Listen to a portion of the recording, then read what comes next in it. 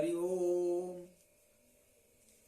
राजा बलि नर्मदा नदी के उत्तर तट पर भृगुकच्छ नामक क्षेत्र में भृगुवंशियों ब्राह्मणों के आदेशानुसार एक श्रेष्ठ यज्ञ करने में लगे हुए थे।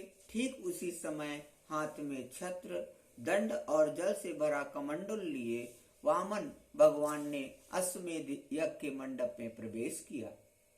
राजा बल ने स्वागत वाणी से उनका अभिनंदन किया और चरणों को पखार कर चरण तीर्थ को मस्तक पर रखा।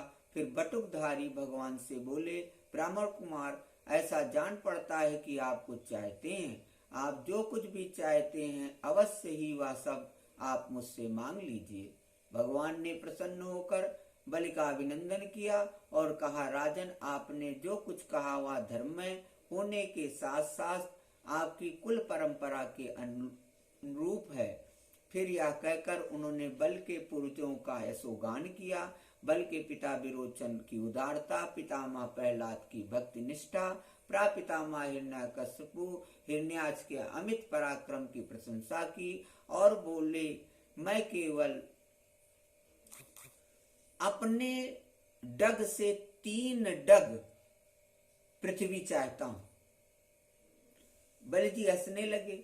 जथा दरिद्र विबुध तरुपाई, बहु संपत्ति मागत सकुचाई। वही हाल आपका है। भगवान ने कहा, नहीं, कम मांगने में दरिद्रता हेतु नहीं है, संतोष हेतु है। यथा गोधन, गजधन, बाजी धन और रतन धन खान, जब आवे संतोष धन, सब धन धूरी समान। बलि ने कहा, अच्छा, 3 पग लेना है तो मेरे दैत्यों के पग ले लीजिए। देखिए, 1-1 योजन के इनके पांव हैं। भगवान भी पूरे हठी हैं। बोले, नहीं, मुझे तो अपने ही पांव से नाप लेने हैं, क्योंकि धन का उतना ही संग्रह करना चाहिए जितने की आवश्यकता हो। जो ब्राह्मण स्वयं प्राप्त वस्तु से ही संतोष कर लेता है उसके तेज की वृद्धि होती है, नहीं तो पतन हो जाता है। शुक्राचार्य जी के बहुत समझाने पर भी कि ये बटुक रूपधारी तुम्हारे शत्रु भगवान विष्णु हैं, ये सब छीनने के लिए आए हैं।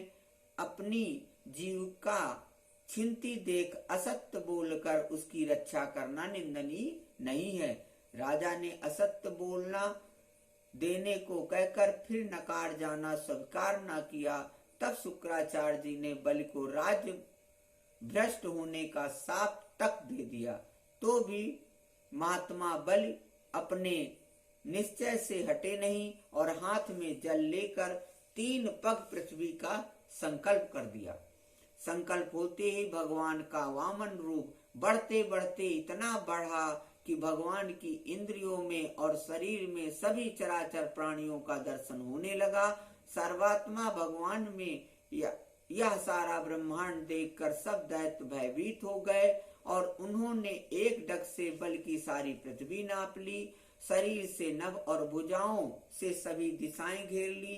दूसरे पग से स्वर्ग नाप लिया। तीसरा पग रखने के लिए बल की कोई भी वस्तु ना बची।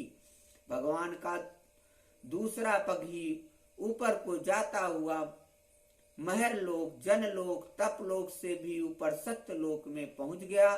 श्री ब्रह्मा जी ने विश्वरूप भगवान के ऊपर उठे हुए चरण का अर्घ पाद से पूजन और प्रक्षालन किया। ब्रह्मा के कमंडल का वही जल विश्वरूप भगवान के पद प्रक्षालन से पवित्र होने के कारण गंगा जी के रूप में परिणित हो गया। बोलो गंगा मैया की जय। बल के सेनापतियों ने यह जानकर कि यह भिक्षुक ब्रह्मचारी तो हम लोगों का बैरी